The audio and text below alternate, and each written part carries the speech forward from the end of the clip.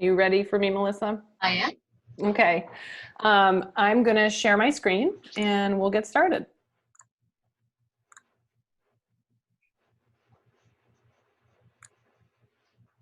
All right. Well, thank you, Susan and Kate, for joining us, and whomever else may join after we get started. Today, we're going to be talking about using LinkedIn for your job search.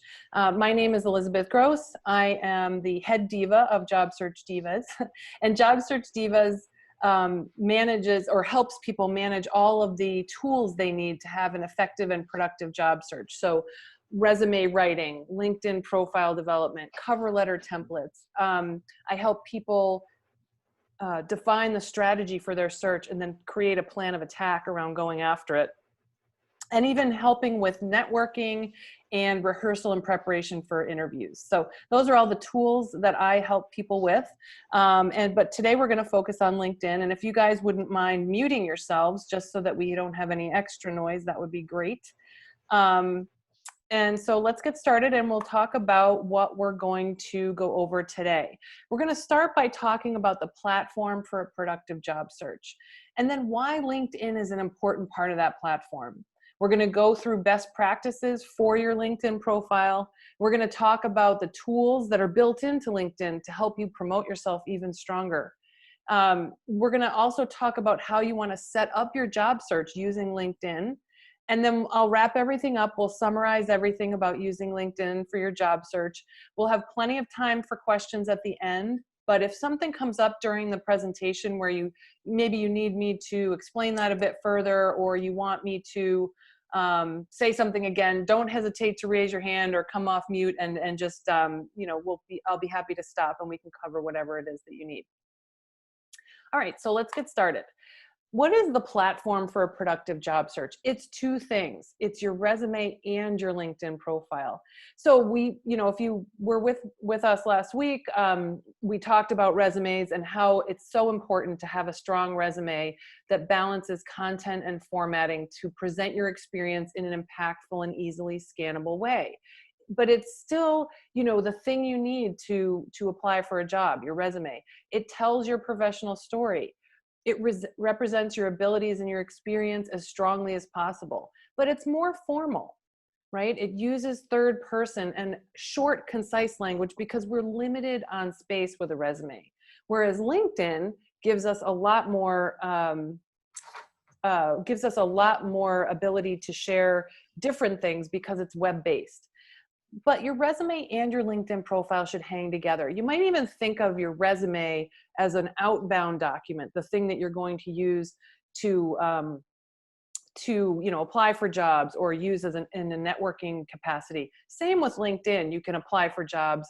You can use it in a networking capacity, but also you want to be found by people who are looking for talent. So that LinkedIn allows that to happen as your inbound platform as well. Your resume and your LinkedIn profile should hang together. So they should tell the same story, but not necessarily in the exact same language. Because the resume is more formal, it's third person. LinkedIn is a social media platform. So first person is okay, casual, conversational. And social media as in general allows us to build in more personality. We'll have our picture on there, we'll have some other imagery, gives us the ability to create a more dynamic presence for ourselves. And if you want to learn any more about resume best practices, don't hesitate to email me. I'm always happy to chat. So let's talk specifically about LinkedIn and why that's an important part of your platform in your job search. So LinkedIn, it's the leading professional networking tool, right? There's nothing else out there right now that's doing what LinkedIn is doing. And it allows you to network more effectively, right? You can go through your connections, you can find new people to connect with using your connections, not only just for professional reasons, but if you are in a job search, you might want to be connecting with people more than ever now and talking with them. Things that you post, this allows you, if you have things you want to share or information about yourself or something that you think is important, it gives you additional visibility with your network. This is a really powerful way to get visibility, is to be able to do things on LinkedIn that all of your connections can see. The other thing, if you're in a job search, it allows you to learn more about potential employers. So every company these days has a LinkedIn profile page, and you can learn more about how they describe themselves, their mission, other employees that work there. It's a really great it's a really great way to do research prior to an interview about the company. So you can learn more about potential employers. You can even follow um, employers that you might be interested in knowing what jobs they're posting. You can actually follow them so that things come up more often in your feed about things that they post. So it's a great way to kind of keep connected with people you might be following, whether it's employers or people. And then it also allows you to search jobs and apply using your profile. So this is really cool, right? If you've ever been on LinkedIn and seen a job posting with the easy apply button, that means you can apply for a job using your profile. That's all you do. You hit that button and off it goes. But that's why it's even more important to have a fully built out profile. You wouldn't want to send something in as a job application if it wasn't fully representative of who you are. And that's why it's important to have a LinkedIn profile that's hanging together with your resume and saying a lot of this, telling that same story. But here's the biggest reason that LinkedIn is important. Over 90% of people who are searching for talent are vetting candidates on LinkedIn. And when I say people searching for talent, I mean recruiters, I mean HR people, I mean hiring managers. So 90% of those folks are vetting candidates on LinkedIn. You want to be found if they're looking for somebody like you. Let's start talking about best practices for your LinkedIn profile. So LinkedIn should mirror your resume's information, but also add more personality. So we talked a little bit about the casual and conversational aspect of social media. You can write the copy in your profile in first person. This makes it feel more authentic and not as stuffy and formal. And you don't want to come across on a social media platform as stuffy or formal. So being able to write in first person gives us a lot more flexibility. We also can tell a more robust and multi-dimensional story about ourselves. We can add links to our work, media, articles, presentations, things we've done, websites we've been involved with. So there's a lot more that you can include on your LinkedIn profile because it is web-based, and that's a really great feature. It also gives us the ability, because it's social media, again, because we're talking about a social media platform, it's not quite as cut and dry as your resume. You can say more about who you are, your hobbies, your passions, things that really make you tick. I have a friend who is, I would call, a LinkedIn power user, and she has this kind of neat way to describe LinkedIn. She says, and this is Amanda Healy, she says, your resume is what you do. LinkedIn is why you do it. And that's kind of a neat way to keep those two things straight in our heads and how we should be developing each one. So let's keep going and talking more about best practices for your LinkedIn profile. So I'm using mine as an example, but one of the things I want you guys to remember is it's so important to fully build out your profile. You want to have a headshot, right? That's a non-starter. Must have a headshot and also a background image. So the headshot really should show you as you are today.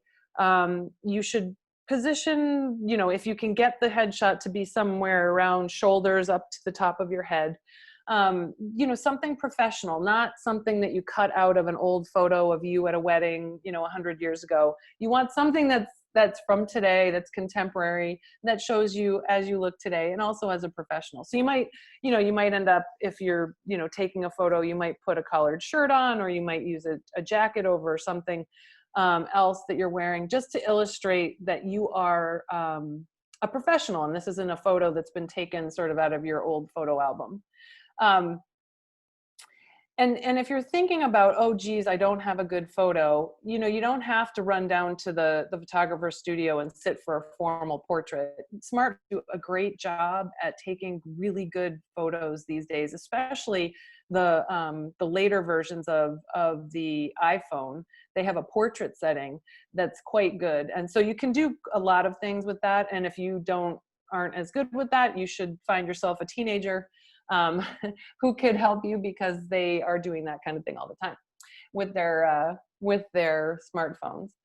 You'll notice behind my headshot, there's a background image. So if your LinkedIn profile shows a blue galaxy image, that's a default. LinkedIn dropped that in there, but it's actually editable. So this again gives us the ability to provide more dimension and more information about ourselves.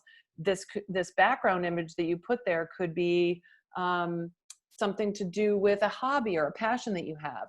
Maybe it's could be something about your work, certainly. It could be something about the industry you're in. It could be a place you love to travel, or a city that you're particularly fond of, a sports team that you're a big fan of. So it could really be anything that you want it to be. The trick is that that space, as you can see, it's a sort of a long rectangular narrow image, and sometimes you have to work a little bit to find the right picture for what will fit there. There are some stock images online that are already pre-sized for LinkedIn. If anybody needs a connection to that, I'm happy to send a link to some of those. This one in particular, for me, this is just a place that I visited in California, out in Mendocino, and this is a shot of the ocean and these pieces of land that are still out there. They're called the headlands in Mendocino, and the sun was coming up, and it was a beautiful, morning and a beautiful time, and it's just something that makes me happy every time I look at it. So that's what I chose that for my profile. I want you guys to also think about what your headline is. So the headline is this information right below your name. So for my headline, it's job search strategist, resume writer, head diva. Why I have a couple different things here? Because the headline is the highest ranked piece of information in terms of search on your profile. And so what you do not want this to say is manager or vice president or whatever your current job is. You don't want that to be the title, and it will default to your current job title if you don't add anything in there. But you want it to be more descriptive about who you are. And if you remember from our session on resumes, where we developed a professional title for the resume, this can be the same thing. It's really something that represents who you are as a professional and all of your experience. Think about what we talked about when people are looking for folks with talent, the 90% of people who are looking for folks using LinkedIn. What would they be looking for if they were looking for someone like you? So think about what those terms would be that you would add in there to describe you as a professional. There's some areas of LinkedIn that we probably haven't looked at in a while.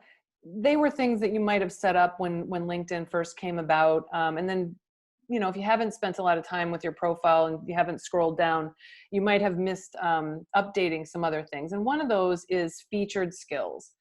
So LinkedIn allows you to add information about skills that you have.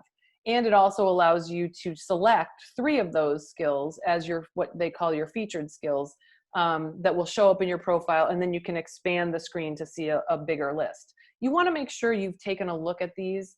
You want to make sure that you are representing yourself with all of the skills that you have. So these skills are going to talk about interpersonal stuff.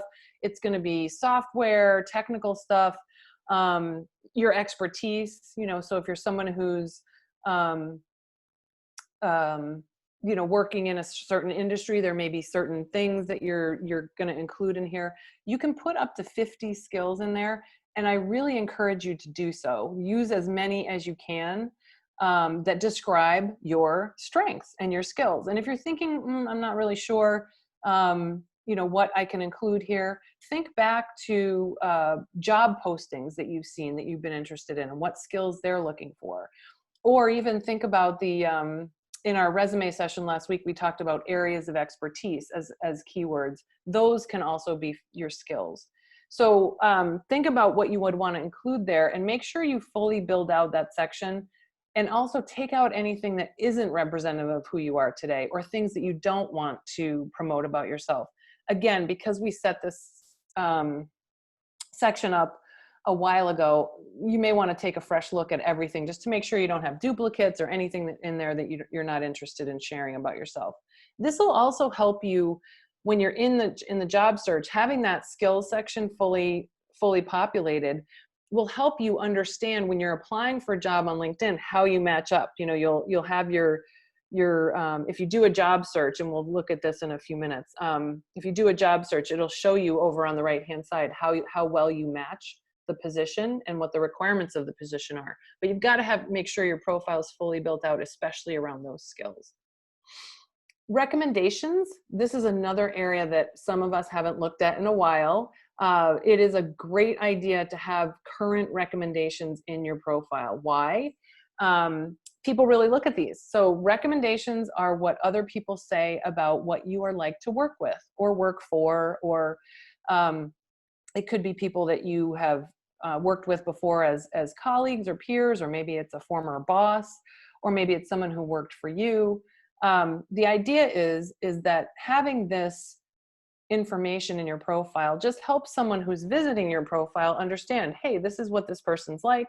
These are testimonials, if you will, from people that they worked with, that says these are their strengths. These are why I'd work with them again in a heartbeat. So it's definitely a great idea to make sure you have some of these in there, and also that they're current. So again, a lot of us, when we set up our LinkedIn, we might have gotten a recommendation or two, but if you look at them now, they might be as old as 4 or 5 years old. So it's always good to have some from the current year in your profile. And when I say people do really, really look at these, I did some research around this with some recruiter friends of mine, and I said, are people really reading these recommendations? Because you always wonder, how much stuff that people are paying attention to. And they said, absolutely. If I'm considering candidate A for a position, and candidate A has all this wonderful experience, but no recommendations, and I have candidate B for the same position, all this wonderful experience, very similar, and then the recommendations, which tell me what it's like to work with them, I'm going to call candidate B. So think about that when you're looking at your profile. Make sure you set yourself, if you're in an active job search, set yourself as open for opportunities. And that's going to be in the tips sheet that was shared earlier, the instructions for doing that, and making sure that you are communicating as much as you can about what you're open to. The type of company, the type of role. Maybe you're going to, fill that out with a bunch of different types of information. But make sure that you fully build out that setting and communicate what you're open to. I think it also allows you to, choose whether you want full-time work, contract work, remote work, volunteer work. There's all sorts of settings that you can update there, and what size company, what industries, those types of things. If you're not interested in letting your network know that you are making changes to your LinkedIn profile, or even that you're just doing anything, you go into the profile update setting and turn it to private. Again, that's in the tip sheet at the end, so you don't need to worry about doing that now. But I would say that if you're going to keep yourself flying under the radar, I would set that to private right away before you start making any changes.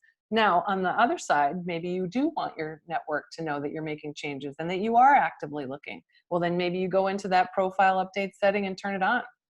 So you choose, but make sure you do what is comfortable for you first. And then we talked about this already.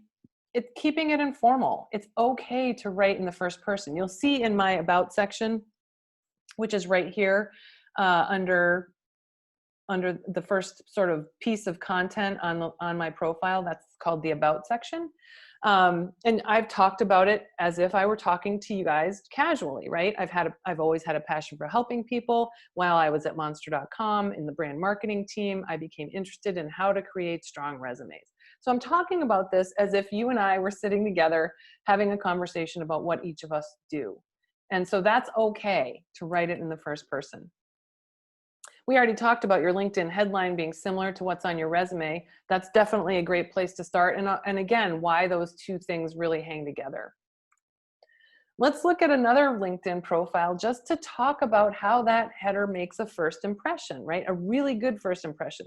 This gentleman, we know, his headshot, it's natural, authentic, right? He's obviously in the environment in which he worked. But look, he doesn't have a background image. So he doesn't have this profile fully built out. He's got that default image I mentioned, that blue galaxy thing. We don't want that on our profiles. So make sure you guys don't have that and you have something there. His headline, it shows us who he is right away, conveys who he is today. So that's what you want to make sure you do, that it's your professional tagline and conveying who you are today. You know, if you're somebody who uses a lot of different channels of social media, maybe you're on Facebook and Instagram and Twitter and other sorts of social media channels, you might want to add your LinkedIn URL to all of that social media. If you want everything connected so that people can understand who you are on every aspect, then make sure you do that. If you're not interested in sharing all that stuff about yourself, then you might keep it separate. But in any case, if you want everything to be connected, then make sure you add your LinkedIn URL to your other social media. Okay, so let's talk about your profile's content. Your chronological experience. This should be similar to what's on your resume. Again, if you want to use this profile to apply for a job, you've got to have the information in there that will present you as a strong candidate. So you're going to want to have all of that chronological experience built out just like you would on your resume with the same kind of information, even if you are going to use different language a little bit. You want to talk about your education and your volunteer activities. Make sure you're not leaving anything out here. This is where you need to make sure you have your, wherever you went to school. Most often those types of institutions have a LinkedIn page. Make sure you've chosen that so that comes up in your profile. And also, if you have volunteer activities or accomplishments like classes that you've taken or additional certifications or classes that you've taken, there's a whole section called accomplishments, which allows you to talk about honors and awards, additional, schooling if it were something outside of your main kind of educational experience. So make sure you're fully building out all of those sections to illustrate, again, who you are today and that it's got everything that anyone needs to know about you. We talked about skills and expertise, really making sure that section's fully populated. Getting those recommendations. And then I mentioned this just a minute ago, but make sure if sometimes when we first built our LinkedIn profile, we might have not, the company we were working for or an older company might not have had a LinkedIn page.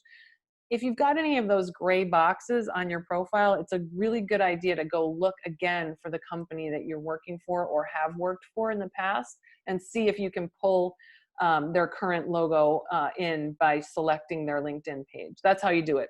If it's a company that has a LinkedIn page, their logo will be visible. If it's a company that doesn't have a LinkedIn page, then they'll have that gray box, which is, sometimes that's the way it has to be.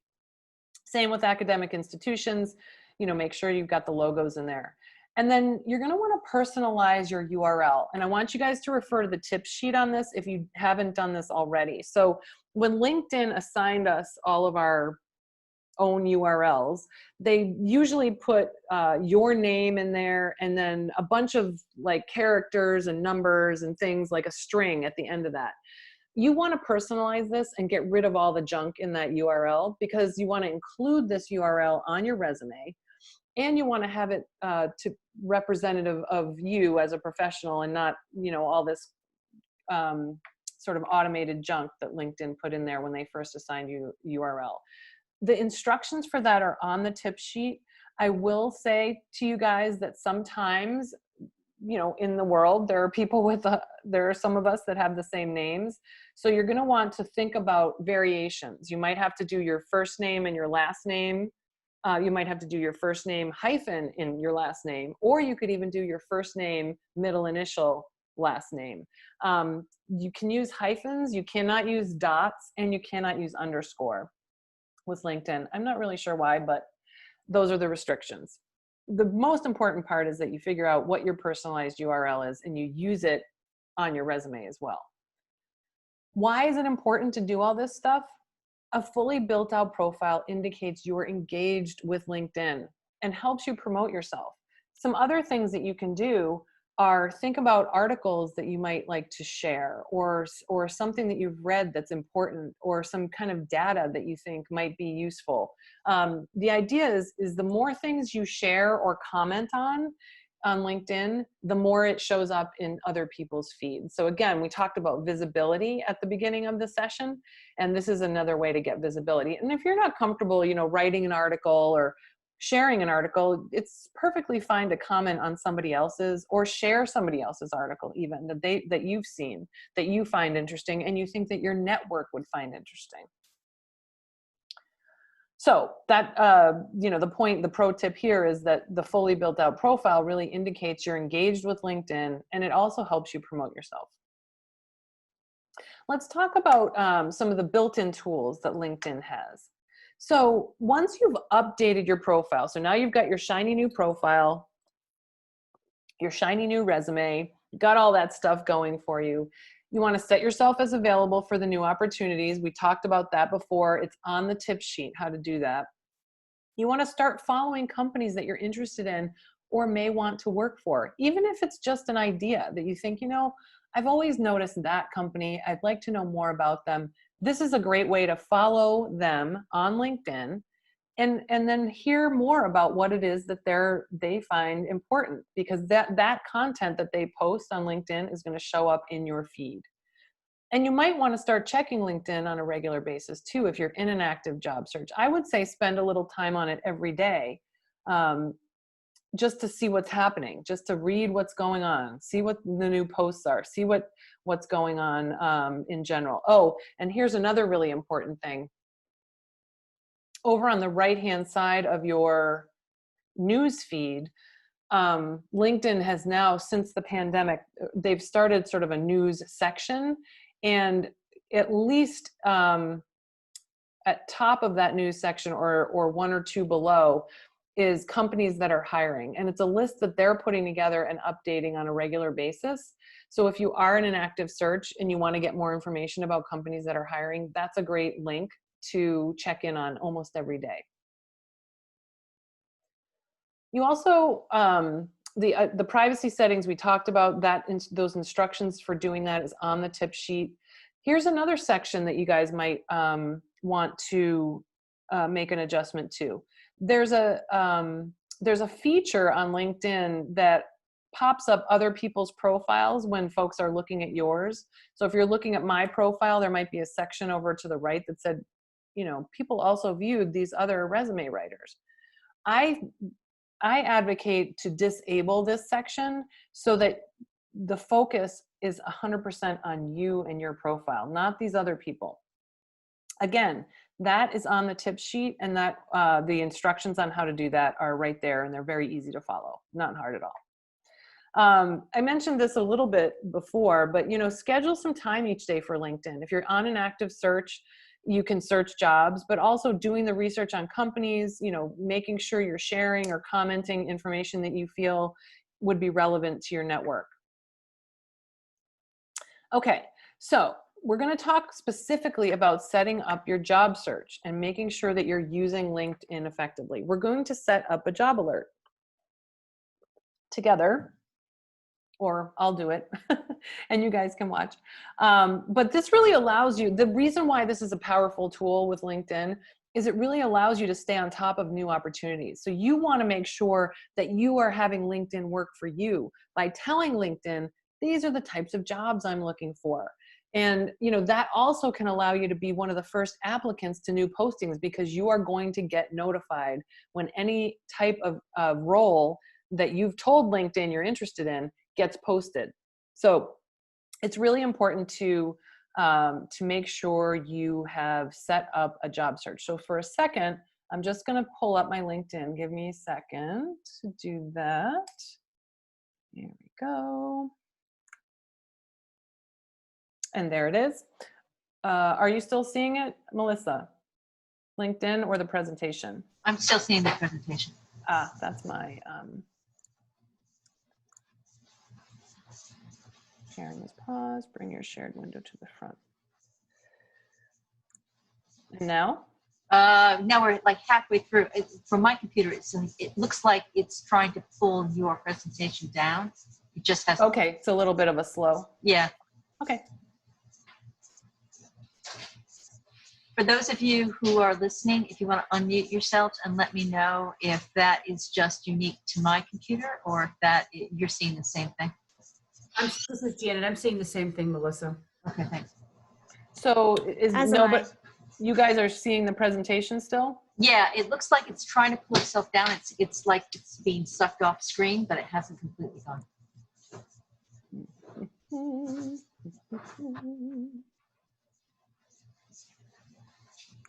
weird. Now I don't see it. Now I don't see the presentation. Now I think we're there.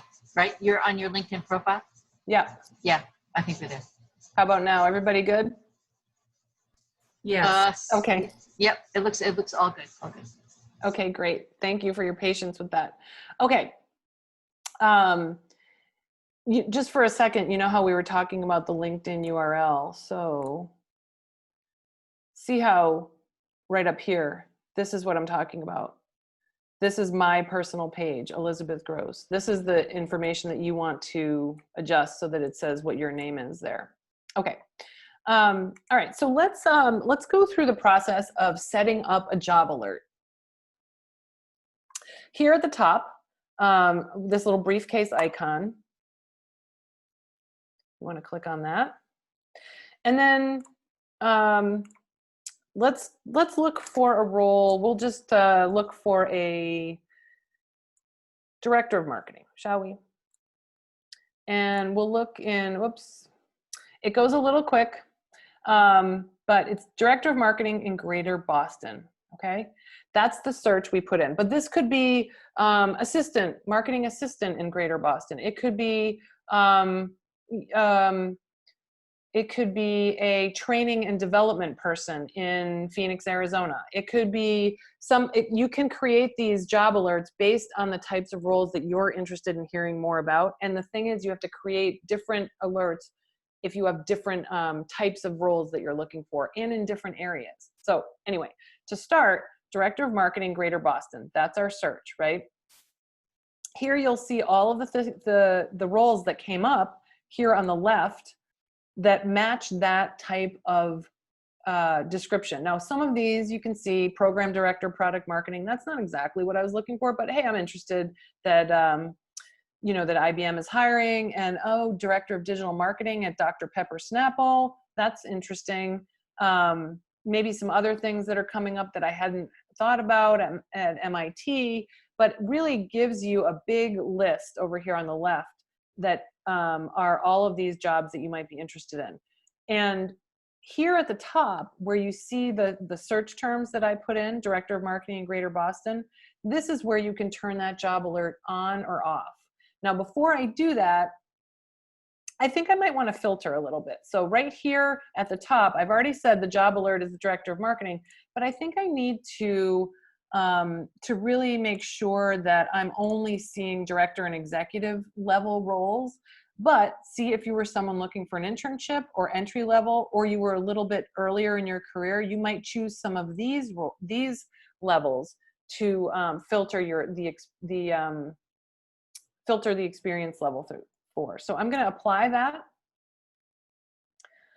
And it's going to change what my results are, right? Because it said that, we're only looking for people with a certain level of experience. And then I'm going to toggle this job alert to on and see, it's telling me, okay, it's asking me, you want to create a search alert, right? And I'm saying yes. It's a director of marketing in Greater Boston, and these are the levels I'm looking at. Well, okay, fine. How often do I want to get notified? Do I want daily notifications? Do I want weekly notifications? You decide, right? Because if you're getting notifications every day, but you're not able to actually look through them, is that going to become a lot of clutter? that you're just not be able to respond to. So think about how you can best respond to the types of things that come your way for this job search. And then how do I want to be notified? Do I want email only? Do I want text messages? Do I want both? You select and you decide how best to receive the information so that you can respond to it. And then you want to save these settings. And for every single role that you create a job alert for, you have to go in and do this exact same thing. But you might have a couple different ones. Like maybe you've decided that, you're looking for marketing roles, but you're also looking for roles in sales. And so you might have to create a director of sales. You will have to create a different search alert for that. It would be director of sales in Greater Boston. And the same thing applies, how often you want to receive alerts. But think about the types of roles that you're interested in and then create those search alerts, because that will allow LinkedIn to do some work for you instead of you always having to search. I'm going to cancel this. But I'm seeing if we have any, I just want to, let's look at this one because I want to talk about how, remember we talked about that easy apply, which is this here, apply now. That's the LinkedIn easy apply button. So this particular role, they have built in the function to allow you to apply with your LinkedIn profile. Also, you can see how you compare how many applicants there have been, how many connections. I don't have any, that's too bad. And just a few other things. It doesn't show me anything else because obviously I'm really not a good fit. But it's just good to have all this information so that you can understand how you might be a good fit for this company. Let's see another one here. This director of marketing and communications. You can see that LinkedIn is telling me that 3 of the alumni from my school work here. So that's really good and valuable information. And also, I have a 5 out of 10 skills match out of 65 applicants. That's great news. Again, they're using the easy apply button. I could apply right now using my profile if I wanted. So easy. So that is how you set up a job alert. And now I'm going to leave this screen. Elizabeth, I have a quick question. When Yes. when you're setting up your profile, there's a lot of energy that gets put into finding out the keywords that you're using to describe yourself. If LinkedIn is doing that and you're applying for jobs, how is it? Is it just looking for director of marketing? Or is it smart enough to kind of pull some of the words that you might have used in your profile that would apply? Yes, that's a great question. And remember when we were talking about the skills and endorsements, the featured skills and endorsements, that's one section. That's again why I sort of really reinforce building that out, because that's where all those skills and all that information is going to come into play. Not only the information you have in your chronological experience, but those additional skills that would show that you are a good fit. So maybe, for example, you might go into, let's see if we can go back to that role. You might go into that role and you might see what some of the skills are that they require. Director of Marketing, Greater Boston, Executive Search.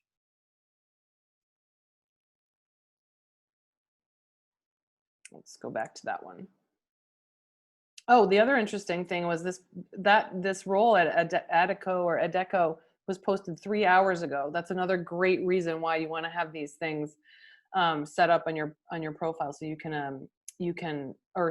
want to have the settings for job alerts so you can get in there as quickly as possible if this is a role you're interested in.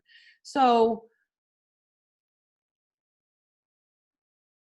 what I would do in this case, if I were really interested in building out my skills to match what goes on here, look at all these tons of types of things that you could, pick up in terms of keywords. And if there are things that I'm really good at, I'm not saying just for this particular role, but if there are things I'm really good at, those are the things I'm going to want to include. If digital content is something that I'm really good at, if I'm very well versed in SEO strategy, public relations, you want to make sure that you think about what the skills are that you have and put those into that that skills and endorsements section, as well as making sure that all of the areas of your chronological expertise are fully built out.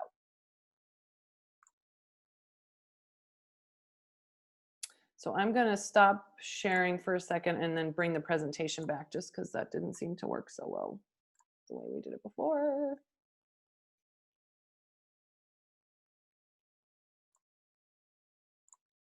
There we go.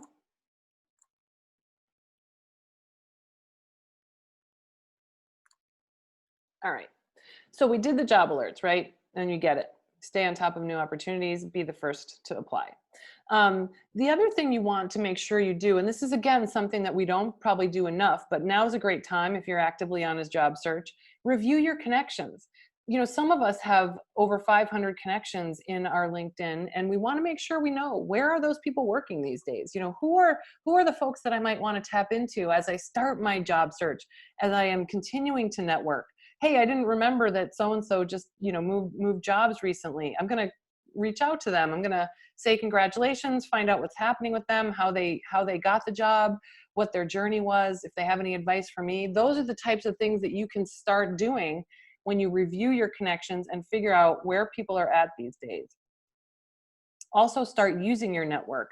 When you find a job on LinkedIn that you're interested in, and you saw that little section that showed how I was connected to a certain organization, if you can find someone who you're connected with that works there or knows somebody that works there, that can be a really great way to get an introduction. So start using your network on LinkedIn by doing things like that in your job search. Also, talking to other folks that just might have some information on an industry that you're interested in. Maybe you're looking to change or pivot careers completely, but you're looking to get some more information before you really kick off your search. This is another great way to get information, is to connect with people or understand who it is that are in your connections and use those connections to get introduced to other folks who you might be able to then set up a conversation with. If you're interested in becoming more familiar with recruiters in your area, LinkedIn can be another great way to research the recruiters, and especially if you've got a specific industry that you're interested in, you know, definitely use LinkedIn to search for those folks, vet them, and then maybe reach out and connect with them. So the caveat to this statistic that I'm going to share here in the pro tip, it did come from LinkedIn, so you have to keep that in mind. 70% of LinkedIn members find a job through a mutual connection. Now more than ever, our network is so important. So make sure that you are fully building out your profile so that you can take advantage. All right, here are your to-dos. I'm going to leave you guys with this. Making sure your resume and LinkedIn profile hang together. We talked about how the resume is more formal document, that outbound thing. LinkedIn can be more casual and conversational, allows you to be found, right? Fully building out your profile, making it the best it can be. You want that first impression when someone comes to your profile to be the best one. Take a fresh look at all of that content. We talked about the recommendations. We talked about the accomplishments section. We talked about the skills and endorsements. These are sections you might not have looked at in a while. Take a fresh look at all of it. Get those recommendations rolling. And my recommendation about recommendations, my advice regarding recommendations is, if you need recent recommendations and you don't have any, think about 5 people that you could ask who would endorse your work.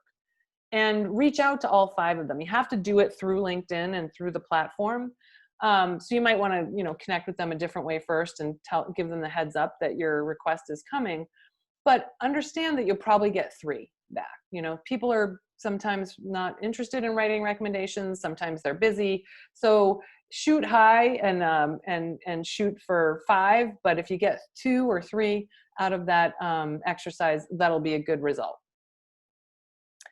Now's the time to review your connections and use your network. You know, go in there and for whatever reason, LinkedIn doesn't alphabetize your connections. I'm not exactly sure why or how they organize them. They seem to be in some sort of, they could just be a random format, or it could be when you connected with people, but review them all. Use your network. Start writing down people that you want to connect with, meaning reach out to, start having conversations with. And then finally, stay positive. All of this hard work is going to pay off. That is all I have. And now I know we just have a small group, so I'm happy to talk with you guys about questions or other things that you have that you want to know about LinkedIn. So feel free to unmute yourselves, or I can do it for you. It's totally up to you. I actually have a quick question. You were talking about making LinkedIn connections to previous companies where you might have worked. If you had a company that actually was acquired by another, but when you were working there, it had X name. Yep. Is that confusing to a potential person who's thinking to hire you? Right. You're, Like a potential employer, right. Yeah, you're referencing it as, you know, Joe Schmo company, and Right. then all of a sudden now it's like, you know, the millennial company or something. Right. So That's right. Do you update in your resume formerly known as, or do you do something like that? How do you handle that? So two ways that you can represent that. On your resume, let's start with the resume piece first. So on your resume, if your company, which was, you know, the ABC company, was bought by another company, but when you worked there it was the ABC company, oftentimes what you can do is just list the company as the ABC company, and then in parentheses right afterwards, again, this is on your resume, in parentheses right afterwards, say now owned by, or, you know, purchased by blank. So it says, yes, I worked there during this time. The company's called something else now. That's on your resume. Now on LinkedIn, you're not going to have, if a company has gone out of business or has been merged with another company, oftentimes their LinkedIn page will have been disabled. If it has been, you have no choice but to choose the new company page, which is fine, because what you can say in your description in that particular section on LinkedIn is you can say, you know, I worked here when the company was blank, you know, whatever, ABC company, before it was purchased, or pre-merger with, you know, this other company. This is my time. This was my time there. Some companies may keep the old LinkedIn pages up, and that's fine too. You know, you can explain, like I said, in LinkedIn, because it gives you a little bit more ability to use more information. You can explain as much or as little as you need to about those mergers. I wouldn't spend a ton of time on it because it's really more focused on them than you. But if there's anything that you feel would help clarify, then that's where you can put it in. So Elizabeth, this is Janet. This was really well presented and packed with really relevant information. I know for one, I have these big stars through some of the to-dos you have, and I have to through my connections. Yeah. Because you get connections, you kind of keep want to accumulate connections. I said, I'm going to go back to some of those little connections and see what's going on with these people. But I have a question. Is there any value in purchasing LinkedIn Premium?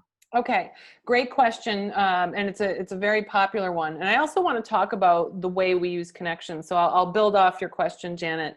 LinkedIn Premium is something that they offer for 1 month for free, and then you pay, I think it's $29.99 a month afterwards. It allows you to do a deeper level of things, like if you want to connect with somebody or email with somebody that you're not connected with as part of your network.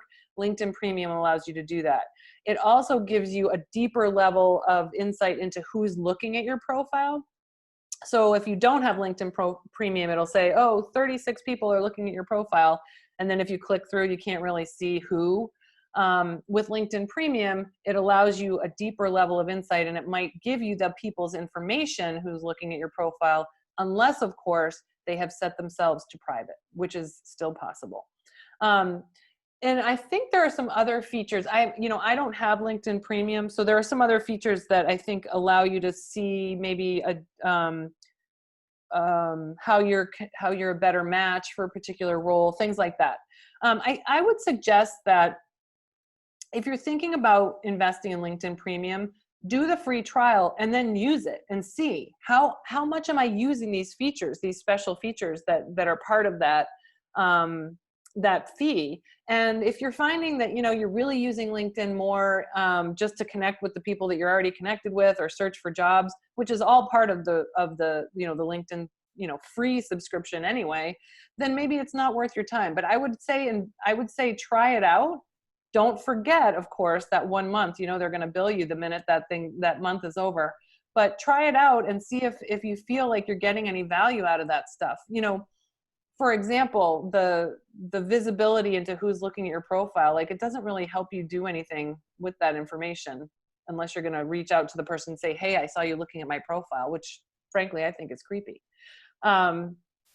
So think about how you might use that. And then, just building off your question, when we're talking about connections, another thing that's really important to think about as you're using LinkedIn is how you want to build your connections. Is it with people that you would definitely be able to say, yeah, this is how I know this person? Or is it that you just want a lot of connections because there are things you want to use LinkedIn for? Like, for example, one of my colleagues runs a podcast. She does a podcast, and she wants to have as many connections as possible on LinkedIn so she can have more of an audience for her podcast. I'm more of the type that I like to know every single person that I'm connected with. So when someone comes to me and says, hey, how is it that you know Kate? I want to say, I know Kate because of this. These are the things I know Kate does really well. These are the things that I could recommend Kate for. I don't want to say, I'm not really sure how I know Kate, right? So for me, I err on the side of the quality of the connection over the quantity of connections. That's my approach to LinkedIn. Everybody's can be different, but that's the one that I use. And then yours might, other people might say, you know what, I just want the most connections possible. I want to see what everybody's doing. And that's fine too. Thank you, Elizabeth. You're welcome.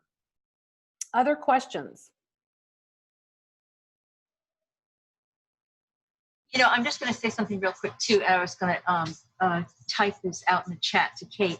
So everyone who's watching, keep in mind that we've been recording. We're doing a whole month of How to Get a Job series events here at the Bigelow.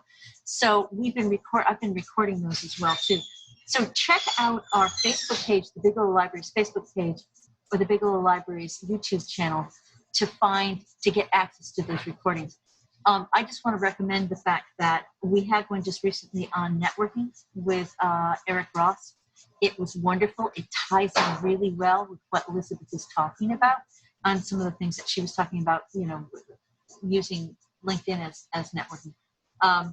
So please do yourself a favor, check that out. Kate, I will respond to you in the chat, but keep that in mind as well too, okay?